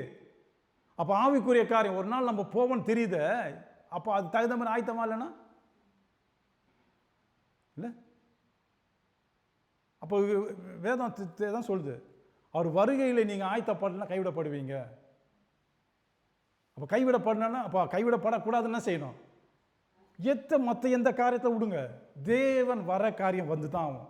நீங்கள் ஆண்டவர் இயேசுவை ஏற்றுக்கொண்டாவிட்டாலும் உங்களுக்கு வர உபத்திரவம் கண்டிப்பாக வரும். ஆனால் ஆண்டவர் இயேசுக்கு ஏற்றுக்கொண்டு உபத்திரம் வரும்போது உங்களுக்குள்ள அந்த உபத்திரம் பெருசாக தெரியாது, உங்களுக்கு சமாதானத்தோடு நடத்தும். அந்த உபத்திரம் வரத்தான் செய்யும், ஆனால் அதை குறிச்சிக்கும் இருதயம் பாரப்படாது, கவலைப்படாது. இதே இயேசுவை அறியாமல் நீங்கள் உலகத்தில் இருந்துட்டு அதே பாரம் கவலை வந்தால் உங்களுக்கு வந்து வேதனை அதிகமாக உண்டாகும். இதே வித்தியாசம். அப்போ நீங்கள் ஏன் அதை குறித்து கவலைப்பட்டுன்னு போகிறீங்க? தேவனை தேடுங்க, கர்த்தரோடு ஐக்கியப்படுங்க. நம்ம எதை குறித்து இந்த பாரம் வர்ற காரியம், பாரம் யாருக்கு இல்லை? எல்லாருக்கும் தான் பாரம் இருக்குது. ஆனால் பாரத்து மத்தியில் எப்படி யார் சந்தோஷமாக இருக்க முடியும்? தேவ பிள்ளைங்களா ஆண்டவர் இயேசு தேடுறவங்க தான் சந்தோஷமாக இருக்க முடியும். ஆமாம், அது உண்மையான அந்த தேடுதல், அந்த உண்மையான உறவு. இதெல்லாம் நீங்கள் மற்ற எதையோ குறித்து கவலைப்படாதீங்க. ஆமாம், அதான் அந்த வசனம் 1 பேதுருல 4வது அதிகாரம் பேச பாருங்க. உங்கள் கவலையெல்லாம் அவர்கிட்ட விட்டுடுங்க, அவர் பார்த்துக்குவார். அவரை நம்பி இருக்கிறோம். ஆனால் அவங்க மஞ்சக்கத்தி நான் என்ன செய்யும்? உன்னை மேற்கொள்ள உங்களை வகை தேடுவான். கர்ஜிக்கிற சிங்கம் போல் உங்களை விழு வைக்கிறதுக்கு விசுவாசத்துட்டு விலைக்கு போகிறது வழி தேடத்தான் செய்வான். ஆனால் நீங்கள் செய்ய வேண்டியதுன்னா, ஆமாம், எல்லாம் அவர்கிட்ட விட்டாண்டவரே, உங்கள்கிட்ட விட்டோம்ப்பா, நீங்கள் நடத்துங்க.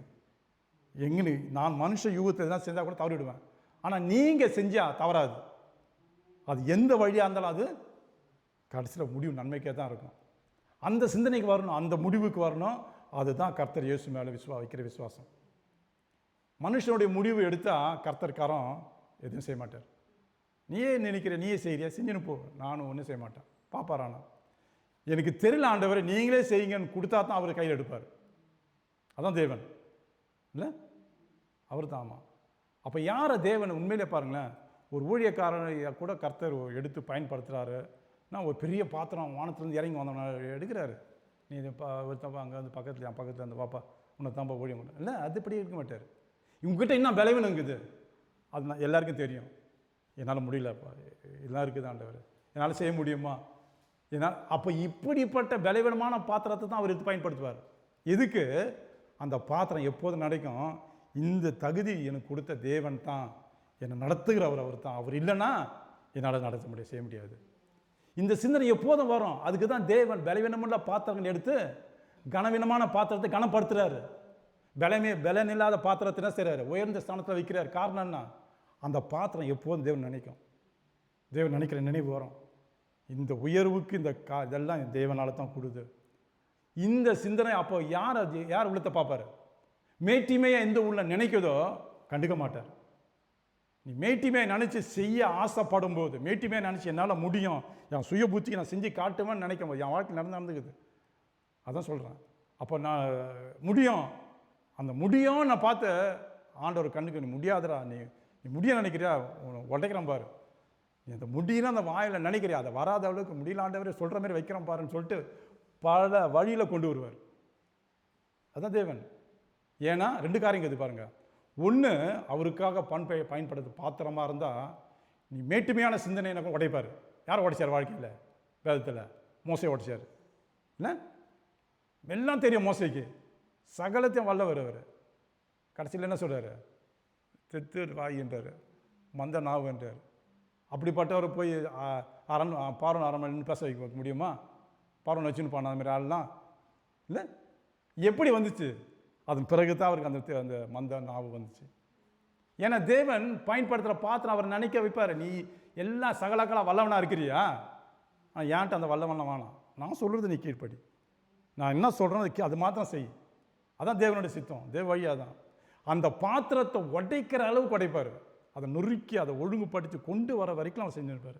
ஏன்னா அந்த பாத்திரத்து மேலே அவருக்கு ஒரு கண் இருக்குது, அதை பயன்படுத்தி செய்யணும், அதை உருவாக்கணும். இதே ஒரு பாத்திரம் பலவீனமாகுது, என்னால் முடியல ஆண்டவர், அதையும் ஒழுங்குபடுத்துவார், அதையும் பலப்படுத்துவார், அதையும் அவருடைய செய்கைக்கு உருவாக்கி கொண்டு வர வரைக்கும் என்ன செய்வார்?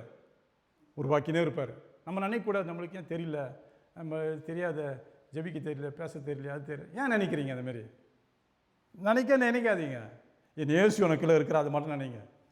என் இயேசு உனக்குள்ள இருக்கிற அதை மட்டும் நினைங்க. மீதி எல்லாம் தேவனே செய்வார். அவரே உருவாக்குவார். எனக்கு செய்ய தெரியலப்பா, எனக்கு சொல்லிக் கொடுங்க, என் நடத்துங்க, எனக்கு ஜபத்தில் கேட்டாலே அவர் உங்களை நாளுக்கு நாள் ஒழுங்கு நடத்துவார், கற்றுக்கொண்டு வருவார். இது தான் தேவனுடைய சித்தம். இங்கே ஆயத்தப்பட்ட ஒரு ஜனங்களை கர்த்தரை என்ன செய்யறாங்கன்னா பாதுகாக்கிற 6வது வசனம் சொல்லுது. தொடர்ந்து படிங்க சிஸ்டர். அது 7வது வசனம். வானத்திலே 12:7. வானத்திலே யுத்தம் உண்டாயிற்று, மிகாவேலும் அவனை சேர்ந்த தூதர்களோடும் வலு சர்ப்பத்தோடு யுத்தம் பண்ணினார்கள். வலு சர்ப்பமும் அதை சேர்ந்த தூதரும் யுத்தம் பண்ணியும் ஜெயம் கொள்ளவில்லை. வானத்தில் அவர்கள் இருந்த இடமும் காணப்படாமற் போயிற்று. உலகம் அனைத்தையும் மோசம் போக்குகிற பிசாசு என்னும் சாத்தான் என்றும் சொல்லப்பட்ட பழைய பாம்பாகிய பெரிய வலு சர்ப்பம் தள்ளப்பட்டது. அது பூமியிலே விழ தள்ளப்பட்டது. அதனோடு கூட அதை சேர்ந்த தூதரும் தள்ளப்பட்டார்கள். இது ஏசாயாவில் லூசிஃபர் இல்லை, அவன் என்ன செஞ்சான்? கர்த்தருக்கு முன்பாக நான் ஆராதனை செய்ய அந்த உயர்த்தினா, கர்த்தர் அவன் சிந்தனையில் இருக்க பார்த்து தள்ளினார். அவன் விழும்போது அவன் கூட இருந்த சில தூதர்களையும் சேர்ந்து அதான் வசனம் சொல்லுது. இப்போது இந்த தொடர்ச்சி அந்த வசனத்தை நீங்கள் பார்த்து வந்தீங்கன்னா, இயேசு பிறந்துட்டார், இயேசு பூமி ஆளுகை செய்கிறாரு, இயேசு மரித்து உயிரோடு போயிட்டு சபையை உருவாக்கிட்டார். இப்போ அந்த லூசிஃபர் என்ன செய்கிறான்? சபை வளரக்கூடாது, விசுவாசி தேவனை அறியக்கூடாது, இதனால அவன் என்ன செய்கிறான்? தடையை கொண்டு வரான். அதான் அடுத்த வசனம் சொல்லுது, வானத்தின் அவர்கள் இருந்த இடமும். அப்போ எங்கே இருந்தாங்க? அவங்க வானத்தில் தான் இருந்தாங்க, தேவன்ட்டு தான் இருந்தாங்க. அவங்க செஞ்ச தவறு நிமித்தம் பூமிக்கு வந்துட்டாங்க. இப்போ பூமியில் சபை இருக்கிறபடினால், தேவ பிள்ளைகள் இருக்கிறபடினால், ரட்சிக்கப்பட்ட ஜனங்கள் ரட்சிக்கப்படக்கூடாது, தேவன் அறிகிற ஜனம் தேவன் அறியக்கூடாதுன்னா செய்கிறான் அவன். லூசிஃபர், அவன் சாத்தான், அவன் கூட டெமோன் போடுது, சாத்தான் டெமோ, குட்டி சாத்தான். அவனை அனுப்பி ஜனங்க ரட்சிக்கப்படாத அளவுக்கு கிரியை செய்கிறான். ஆனால் அவன் எங்கே இருந்தானா? வானத்தில் இருந்தான். தள்ளப்படுறது நிமித்தம் அவன் விழுந்த நிமித்தம் அவன் கூட ஜனங்களை கூட்டு கொண்டு வந்து விழுந்தபடினால், இப்போது அவன் யாரெல்லாம் ஜனங்க தேவன்கிட்ட வராங்களோ அவங்கள சேராதவளுக்கு தடை பண்ணுறான். பார்த்தீங்களா? இப்போ இது அடுத்த வசனம் பாருங்கள். இது பாருங்கள், உலக அனைத்தையும் மோசம் போக்குகிற பிசாசு என்றும் சாத்தான் என்றும், பாரு, பிசாசு என்றும் சாத்தான் என்றும் தள்ளப்பட்ட பழைய பாம்பாகிய பெரிய வலு சர்ப்பம் தள்ளப்பட்டது. அது பூமியிலே விழ தள்ளப்பட்டது. அதனோடு கூட அதை சேர்ந்த தூதரும் தள்ளப்பட்ட. இது இவனுடைய உண்மையான அவனுடைய சுவாபம் இப்படிப்பட்டவன் பாருங்களேன். இதே 13வது அதிகாரத்தை பக்கத்தில் பாருங்க சிஸ்டர், முதல் 2 வசனம் படிங்க. பின்பு நான் கடற்கரை மணலின் மேல் நின்றேன். அப்பொழுது சமுத்திரத்திலிருந்து ஒரு மிருகம் எழும்பி வர கண்டேன். அதற்கு 7 தலைகளும் 10 கொம்புகளும் இருந்தன. அதன் கொம்புகளின் மேல் 10 முடிகளும், அதன் தலைகளின் மேல் தூஷணமான நாமமும் இருந்தன. இதெல்லாம் இந்த 10 அரசாட்சிங்க. இதெல்லாம் முன்னிருந்த அதான் ஆஸ்திரியா, கிரேக்கு, ரோமரு, பாபிலோனு, இவங்க எல்லாம் அந்த அரசாட்சி ஆளுகை செஞ்சவங்க. இந்த 10 கொம்பும் நாட்டை அங்கங்கே அதிகமாக ஆடினாங்க. கடைசியாக ரோமர் தான் ஆடினாங்க, கிரேக்கு அடுத்ததுக்கு ரோமர் ஆடினாங்க. இப்போ இது எல்லாமே அந்த கொம்புகளின் மேலே 10 முடிகளும், அதன் தலையின் மேலே தூஷணமான நாமம் இருந்தன. அதாவது வஞ்சகத்தின் அந்த அந்த மற்றவங்களை கெடுக்கணும் அப்படி சொல்லலாம். நாமம் இருந்தன, நான் கண்ட மிருகம் திருத்தையை போல் இருந்தது, அதன் கால்கள் கரடியின் கால்களைப் போலவும் அதன் வாய் சிங்கத்தின் வாயைப் போலவும் இருந்தது. வலு சர்ப்பமானது தன் பலத்தையும் தன் சிங்காசனத்தையும் மிகுந்த அதிகாரத்தையும் அதற்கு கொடுத்தது. பார்த்தீங்களா, யாருக்கு எது கொடுக்குது? வலு சர்ப்பம் வந்து யார் கொடுக்குது? மற்றவங்களுக்கு கொடுக்குது. அப்போ மற்றவங்களுக்கு கொடுக்குதுன்னா ஒரு ஆளுக்கு அதிகாரத்தை கொடுக்குது. புரியுதுங்களா? ஒரு ஆளுக்கு அவன் எப்படி இருக்கிறான்னா, மிருகம் சிறுத்தையை போலவும் கால்கள் கரடியை போலவும் அதன் வாய் சிங்கத்தின் வாயும் போல இருந்தது. வலு சர்ப்பமானது அது பலத்தையும் தன் சிங்காசனத்தையும் மிகுந்த அதிகாரத்தையும் அந்த அந்த ஆளுக்கு கொடுக்குது. அப்போ எப்படி இருப்பான் அந்த ஆவி வரும்போது? எப்படி வருவான்? அப்போ இது தான் வந்து வருங்காலத்தில் அந்த 3 வருஷத்துல மாரி இந்தமாரி ஒரு ஆள் எழும்பி தேவ பிள்ளைகளையும் குறிப்பாக சபையில் இருக்கிற ஜனங்களையும் ரொம்ப வருத்தப்படுத்துவோம். இதில் அந்த வசனத்தோட இயேசு ரத்தத்தினாலும் வசனத்தால் நிற்கிறவர்களை தான் கர்த்தர் கடைசி காலத்தில் எடுத்துக்கொள்வாராம். ரொம்ப போராட்டமாக இருக்குமா. இப்போ நம்ம வேண்டிக்கணும்னா ஒன்று ரகசிய வருகையில் ஆண்டவரே நீங்கள் வரும்போது ரகசிய வரைக்கும் நான் போயிடணும். அப்போ போயிடணுன்னா நீங்கள் எப்படி இருக்கணும்? நான் எப்படி இருக்கணும்? நான் எப்படி வேணால் இஷ்டத்துக்கு இருப்போம்பா, ரகசிய வருகையில் மட்டும் வாப்பான்னு கூப்பிட்டா எப்படி வர முடியும்? போக முடியாது. அப்போ ஆயத்தம் வேணும், கர்த்தரை தேடுகிற உணர்வு வேணும். உண்மையாக ஆண்டவர் வரும்போது ரகசிய வருகையில் போயிடணும். அந்த கண்டிப்பாக நிச்சயம் வேணும். அது சபை தான் எடுத்துக்கொள்ளப்பட வருவார். 2வது வருகையில் இப்படிப்பட்ட உபத்திரவு மத்தியில் வந்து வருவார். அப்போ தான் கஷ்டமாக இருக்கும். இந்த உபத்திரவத்தில் ஜனங்க தாங்கக்கூட முடியாத இருக்கும். இந்த உபத்திரத்தை பற்றி பாருங்கள், வெளிப்படுத்தின விசேஷத்தில் முதலாம் உயிர்த்தெழுதலுக்கு பங்குள்ளவன் பாக்கியவானும் பரிசுத்தவானுமாய் இருக்கிறான். யார் அது? நம்ம தான். ரகசிய வருகையில் முதலாம் உயிர்த்தெழுதலுக்கு பங்கு உள்ளவன், ரகசிய வருகையில் போகக்கூடியவங்க. அடுத்து படிங்க. இவர்கள் மேல் 2ஆம் மரணத்துக்கு அதிகாரம் இல்லை. மரணத்துக்கு 2வது மரணத்துக்கு அதிகாரம் இல்லை. இவர்கள் தேவனுக்கும் கிறிஸ்துவுக்கும் முன்பாக ஆசாரியராய் இருந்து அவரோடு கூட 1000 வருஷம் அரசாளுவார்கள். அப்போ இது வந்து வேற விதத்தில் என்ன சொல்றாங்கன்னா, 1,44,000 பேரு கூட மற்ற ஜனமும் கலந்துருக்கும். சில பேர் இருக்காங்க, இல்லை 1,40,000 பேர் தான் வருவாங்க. இல்லை, ஆனால் தேவன் வந்து உலகத்தில் எல்லாரையும் ரசித்தார், எல்லாருக்கும் அந்த உரிமை கொடுக்குறார். அந்த ரகசிய வருகையில் கொண்டு போகிறவங்க ஒரு நாள் திரும்பி 1000 வருஷ அரசாட்சியில் திரும்பவும் இயேசு கூட வருவாங்கன்னு சொல்கிறாங்க. ஓகே, இது விடுங்க. இவர் தேவனுக்கும் கிறிஸ்துவுக்கும் முன்பாக ஆசாரியர் வந்து அவரோடு கூட 1000 வருஷம் அரசாளுவார்கள். அந்த 1000 வருஷம் முடியும் போது சாத்தான் காவலிலிருந்து விடுதலையாக்கி பூமியின் 4 திசைகளில் உள்ள ஜாதிகளாகிய கோகையும் மாகோகையும் மோசம் போக்கும்படிக்கும் அவர்களை யுத்தத்துக்கு கூட்டிக் கொள்ளும்படிக்கும் புறப்படுவான். அவர்களுடைய தொகை கடற்கரை மணலனத்திலாய் இருக்கும். அவர்கள் பூமியெங்கும் பரம்பி பரிசுத்தவான்களுடைய பாளையத்தையும் பிரியமான நகரத்தையும் வளைத்து கொண்டார்கள். அப்பொழுது தேவனால் வானத்திலிருந்து அக்கினி இறங்கி அவர்களை பட்சித்து போட்டது. இது கடைசியா இந்த முதல் 3 வருஷம், அப்புறம் இன்னொரு 3 வருஷம், 7 வருஷம் பிறகு மகா உபத்திரவ காலத்து பிறகு கடத்தல் கடைசியில் நியாயம் தீர்க்கும் போது ஒரு அக்கினி அனுப்பி ஒன்றுமில்லாத ஆக்கிடுவார். அது கடைசியாக வருது. ஆனால் அதுக்கு முன்ன அந்த மகா உபத்திரவத்தில் போராட்டத்தோடு தான் கர்த்தரை ஏற்றுக்கொண்டு, அந்த கர்த்தரை ஏற்றுக்கொள்ளக்கூடாதுன்னு சொல்லும்போது ஏற்றுக்கொண்டு உபத்திரத்தின் வழியாக தான் கிறிஸ்துவிட்ட போவாங்க. அதுக்கு முன்ன 3 வருஷம் உபத்திரம் இருக்கும், ஆண்டவர்கிட்ட போவோம். அதுக்கு முன்ன ரகசிய வருகையில் கர்த்தர் வரும்போது போயிடுவோம். இப்போ நமக்கு எது நல்லதாக இருக்குது? ரகசிய வருகை நல்லது. அப்போ ரகசிய வருகைக்காக நம்ம என்ன செய்யணும்? ஆயத்தப்படணும். எந்த காரியத்தை தான் சொல்கிறாங்க, உலக காரியம் இருக்கட்டாங்க. நம்ம தேவன் எல்லாரையும் ஆசை வச்சிருக்கிறாரு, நமக்கு எல்லாமே கொடுத்துருக்காரு. ஒன்று. அதே போல் 2வது, உலகத்தை தேடி நம்ம போய் கவலையை கொண்டு வந்து தேவையில்லை. உலக காரியம், உலக பேச்சு, உலக சிந்தனை, உலகத்துக்குரிய தேடி நம்ம போய் அதை நம்ம தேடிக்க தேவையில்லை. அது வந்தால் பார்த்துட்டு சரி அப்படி எட்டியா இருந்துட வேண்டியதான்.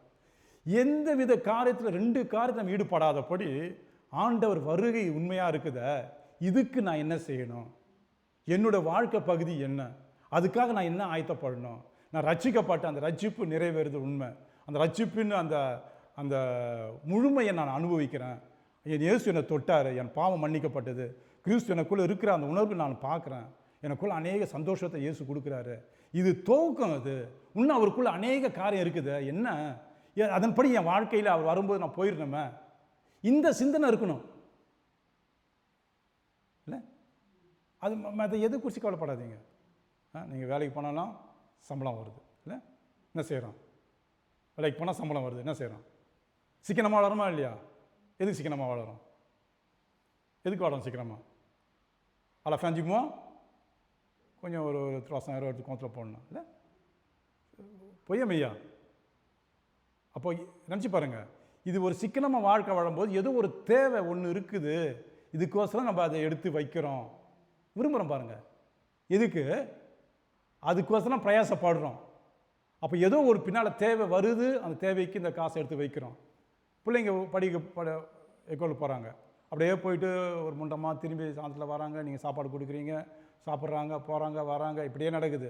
கடைசியில் ப்ரொஃபஸர் கூப்பிட்டு, நம்ம பிள்ளை படிக்காமல் இருக்குது, ஜோரம் வாங்கிக்குது, என்ன பிள்ளை வளர்த்துக்கிறீங்க, என்ன படிக்க மாட்டேதுங்க, பிள்ளையை கவனிக்கிறீங்க, கேட்டால் என்ன நினைப்பீங்க? வீட்டில் போய் என்ன செய்வீங்க? என்ன செய்வோம்? போட்டு அடிப்போம், திட்டுவோம், என்னடா மானத்தை வாங்குறியா, இப்போ வாத்தியார் கூட்டு முட்டை வாங்குற சோறுன்னு சொல்லிட்டு கொச்சிக்க மாட்டோமா? இது எல்லாம் நம்ம பிரயாசப்படுவோம் பாருங்கள். நம்ம போய் வேலை செஞ்சால் கடைசியில் மாத கடைசியில் பணம் வரம் எடுத்து வைப்போம். பிள்ளை படிக்கணும், அதுக்கு பிரயாசம் பண்ணணும், அது செய்வோம். ஆனால் இந்த ஆவிக்குரிய பிரயாசம் மாட்டோம். ஆண்டவர் வருவார்னா பாட்டு அவங்க வந்து வரட்ட பார்த்துக்கும் அந்த பிரயாசம். ஆமாம், ஒரு நாள் வருவார்.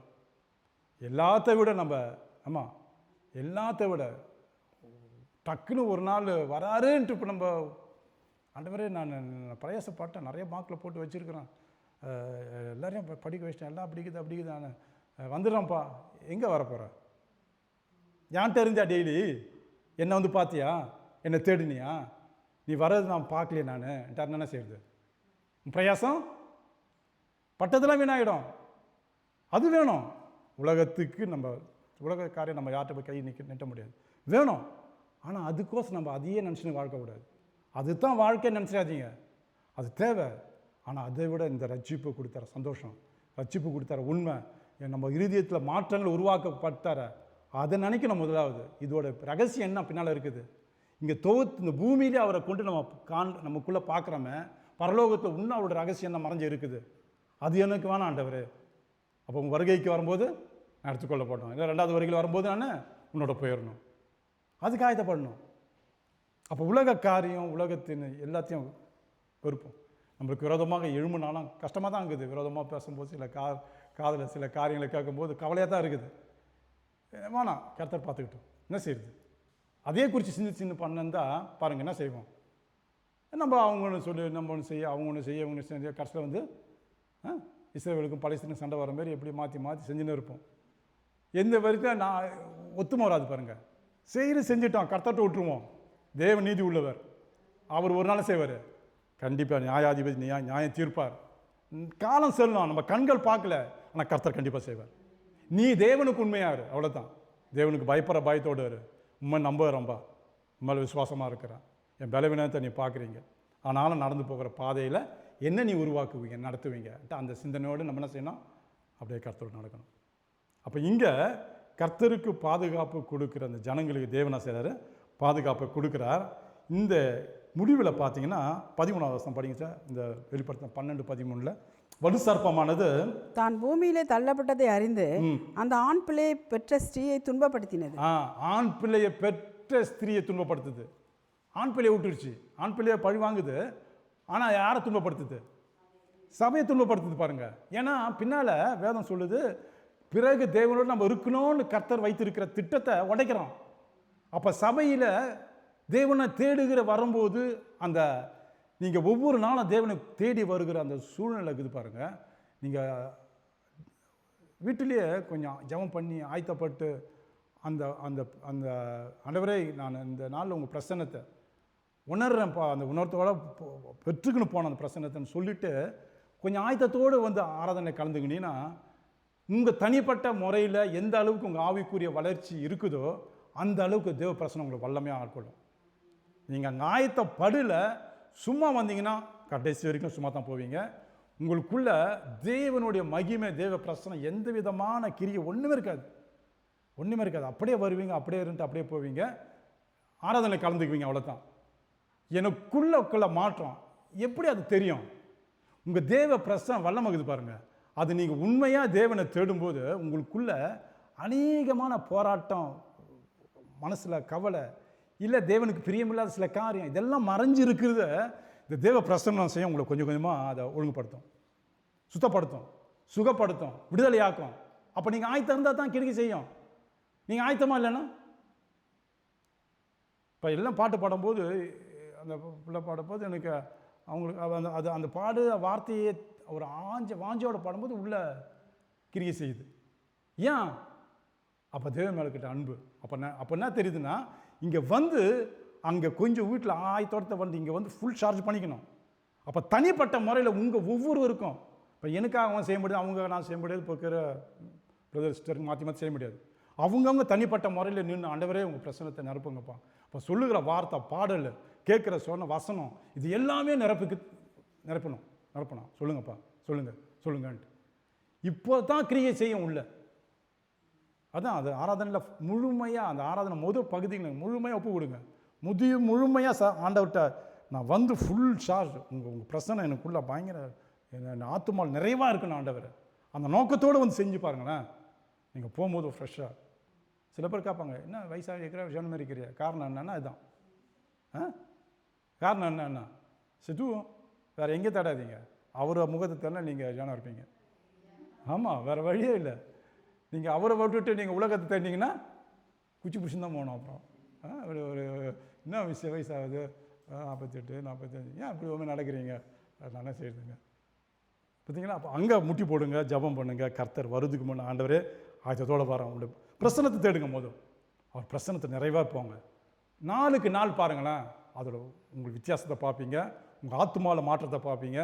அதுக்கப்புறம் உங்களுக்குள்ள வாயின் வார்த்தை தேவன் பார்ப்பார். நீங்கள் சொல்கிற வார்த்தை கர்த்தர் என்ன செய்வார்? அழகாக அதை கிரியை செய்ய ஆரம்பிப்பார். முதலாவது, இப்போ இங்கே வலுசர்ப்பமானது தன் பூமியில் தள்ளப்பட்டதை அறிந்து அந்த ஆண் பிள்ளை பெற்ற ஸ்திரியை சபையை துன்பப்படுத்துது. படிங்க 14வது வசனம். ஸ்ரீயானவள் அந்த பாம்பின் முகத்திற்கு விலகி ஒரு காலமும் காலங்களும் அரை காலமுமாய் போஷிக்கப்படத்தக்கதாய் வனாந்தரத்தில் உள்ள தன் இடத்திற்கு பறந்து போகும்படி பெருங்கழுகின் 2 சிறகுகள் அவளுக்கு கொடுக்கப்பட்டது. அப்போ முதலாவது ஒரு காலம், ஒரு வருஷம்.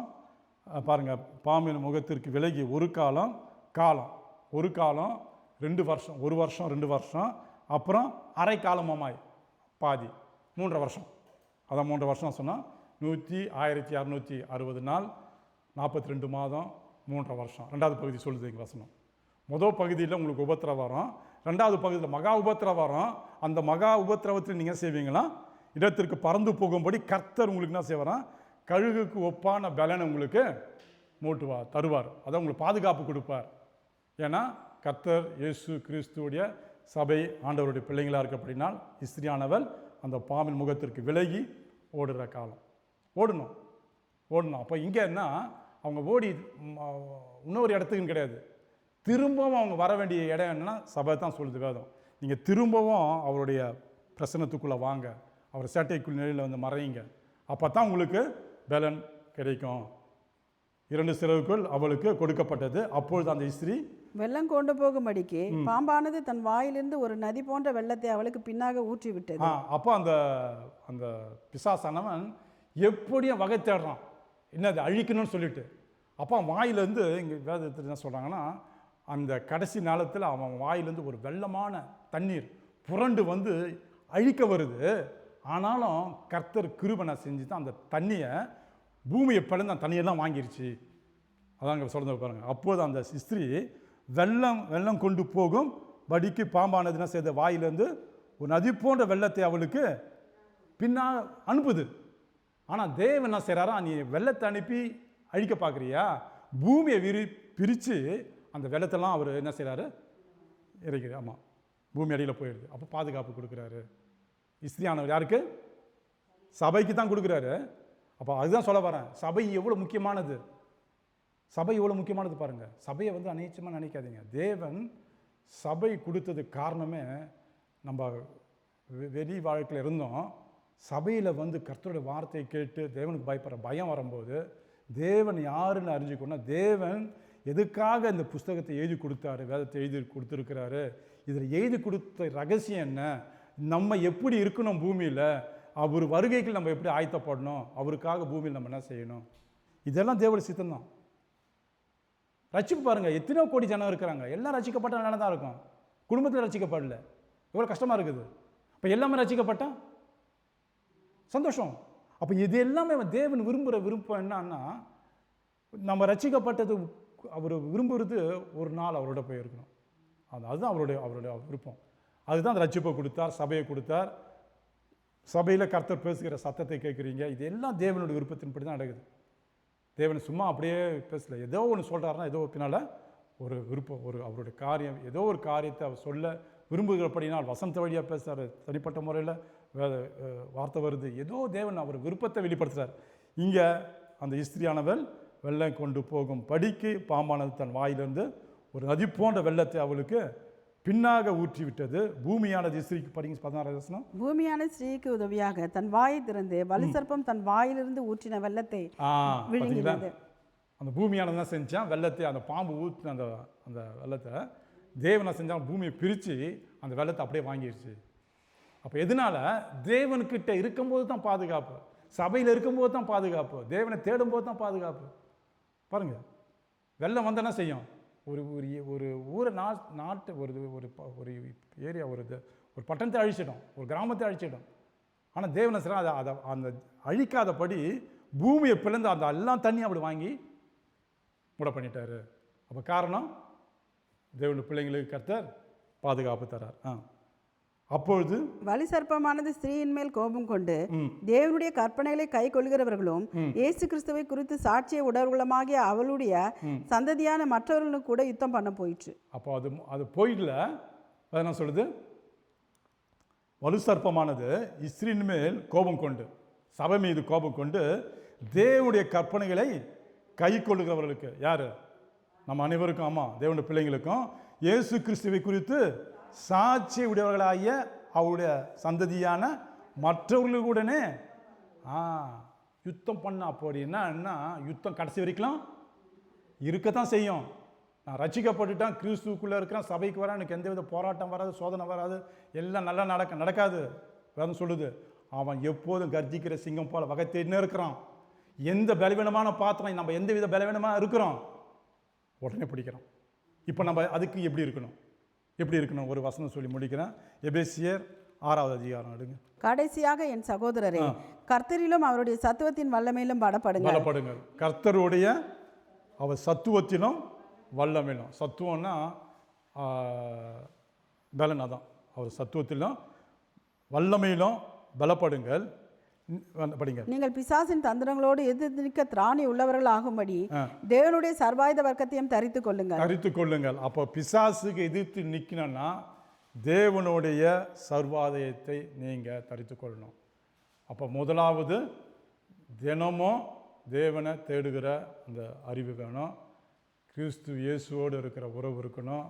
ஜெபிக்கிறோம், வேதத்தை படிக்கணும், அதே நேரத்தில் வசனத்தை தியானிக்கணும், கர்த்தரோட ஐக்கியம் நல்லா இருக்கணும், கர்த்தருக்கு பிரியமாக வாழணும். பாருங்கள், இதெல்லாம் சர்வாயுதம் தான். பின்னால் அது எழுதிக்கிட்டு தான் படித்தான். இது எல்லாமே நம்ம தேடணும். இதெல்லாம் நீங்கள் செய்யும்போது தேவனுக்கு பிரியமாக இருக்கும்போது தேவனுக்கு பிடிக்காத காரியத்தை செய்ய மாட்டீங்க. தேவனுக்கு பிரியமாக இருக்கும்போது, தேவன் எப்படிப்பட்டவர் அறிஞ்ச போது, ஐயோ நம்ம செஞ்சால் கர்த்தருக்கு விருப்பம், கர்த்தர் அவருக்கு அந்த அந்த சிந்தனை வரும். தேவனுக்கு பிரியமாக நடக்கிறோமேன்னு சொல்லிட்டு நமக்குள்ளே மாற்றங்கள் வரும். இது எல்லாமே திராணி உள்ளவர்கள் ஆக்கும்படி தேவனுக்கு சர்வாயுத வர்க்கத்தையும் தரித்து கொள்ளுங்க. ஏனெனில் மாம்சத்தோடும் இரத்தத்தோடும் அல்ல, துரைத்தனங்களோடும் அதிகாரங்களோடும் பிரபஞ்சத்தின் அந்தகார ரோகாதிபதிகளோடும் வானமண்டலங்களில் உள்ள பொல்லாத ஆவிகளின் சேனைகளோடும் நமக்கு போராட்டம் இருக்குது. அம்மா, அவன் கர்ஜிக்கிற சிங்கம் போல தேடுறான் பாருங்க. அப்போ எங்கே இருக்கிறான், எப்படி இருக்கிறான் நம்மளுக்கு தெரியல. யார் வழி வருவான்னு தெரியல. ஒரு மாத்திரம் தெரியணும், நம்ம ஜெபம் பண்ணுறவங்களா இருந்தால் அந்த கர்ஜிக்கிற சிங்கம் நம்மளை தொடமாட்டான். ஏன்னா நம்ம தனியாக இல்லை, நமக்குள்ளே கிறிஸ்து இருக்கிறார், நமக்குள்ளே ஆண்டவர் இருக்கிறார், நம்மோடு இருக்கிறார். அவன் பார்க்க தெரியுமா தெரியாதா? ஆமாம், ஆண்டவர் இயேசு தனியாக வரும்போது 12 சீஷரோடு வரும்போது கிறிஸ்துவுக்குள்ளே தான் பரிசுத்த ஆவியான அந்த பிசாசு பார்க்குறான். இல்லை, மீதி 12 பேரும் பரிசுத்த ஆவி பேர் இல்லை, ஆனால் கூட ஆண்டவர் இயேசு கூட தான் இருக்கிறாங்க. அவன் நேரம் வந்து யாரை கேட்குறான்? உனக்கு எனக்கு ஏன் பிரச்சனை வருது, ஏன் இங்கே வந்த? மற்றவங்களாம் விட்டுட்டான் கூட, அவங்க அப்படியே பாடி கட்டு மாரி நிற்கிறாங்க 4 பேரும் கூட. ஆண்டவர் இயேசுவை மாத்திரம் பார்த்து கேட்குறான், எனக்கு என் பிரச்சனை. ஏன்னா அவருக்குள்ள தேவன் பரிசுத்த ஆவி இருக்கிறாரு, அவனுக்கு தெரியுது. மற்ற யாருக்கு தெரியல பாருங்கள். இதுதான் நடக்கும். தேவனோடு இருக்கும்போது தான் அந்த பலன் உறுதியாக படும். அப்போது நம்ம கர்ஜிக்கிற சிங்கம் போல் அவன் வகை தேடினாலும் நம்ம ஒரு தேவனை தேடுகிற இருதயம், முதலாவது அந்த தேவனோட இருக்கிற உறவு, ரெண்டாவது முடிவில் கர்த்தர் ஒரு நாள் வருவார், அந்த வருகைக்கு ஆயத்தப்படணும். அல்லேலூயா. ஆயத்தம் முக்கியம். ஆயத்தம் முக்கியம். உங்கள் நேரம் முன்னையோ பின்னையோ பரவாயில்ல, கவலைப்படாது, அதை பிடிச்சி இது நினைக்காதீங்க. நீங்கள் முதலாவது தேவனை தேடணும்னு சிந்தனை வரட்டும். இல்லை காலையில் எழுந்திரிக்க முடியலையா, சாயந்தரம் வந்து ஆண்டவர் தேடுங்க. ஆமாம், தூங்குறதுக்கு முன்னாவது ஒரு அரை மணி நேரம் ஆண்டவர் ஜெபம் பண்ணிட்டு படுங்க. இல்லை வசனத்தை எடுத்து ஒரு 2 வசனம் எடுத்து படிங்க. இது எல்லாம் நீங்கள் நமக்காக தான் செய்யணும், கர்த்தருக்காக எதுவுமே நம்ம செய்யலை. நம்முடைய வாழ்க்கையில் நன்மையான காரியம் கர்த்தர் நம்மளுக்கு செய்யணும். எனக்கும் என் தேவனுக்கும், தேவன் என்னோட இருக்கிறார், நல்ல உறவுக்கும், அந்த ரட்சிக்கப்பட்டுட்டேன், அந்த ரட்சிப்பினுடைய சந்தோஷம் அனுபவம் எனக்கு கொடுத்தார, அந்த சந்தோஷத்துக்காக நன்றி செலுத்துகிறேன். அந்த நன்றி செலுத்த வழி தான் இது எனக்கும் என் தேவனுக்கும் உறவு. அது இந்த பூமியில் மாத்திரம் முடியல, ஒரு நாள் கர்த்தர் வரும்போது அந்த வருகையிலும் இருக்குது. ஆமென். ஆமாம், ஜெபம் பண்ணுவோமா?